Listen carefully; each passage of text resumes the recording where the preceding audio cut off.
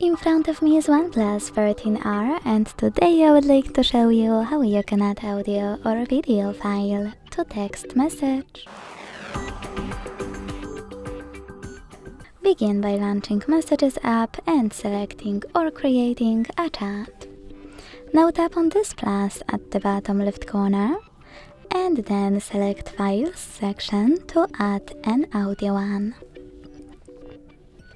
Tap on Audio at the top, use one of those apps, or click on those three lines at the top left corner to find your file. When you find it, tap on it to attach it. If you want to add a video one,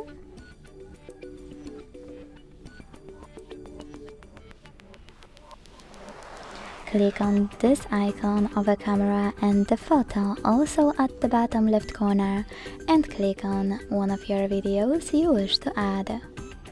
If you can't find it here, select Folders, look for your video here and click on it to add it. Thanks so much for watching. If you enjoyed this video, leave a like, comment and subscribe. Bye!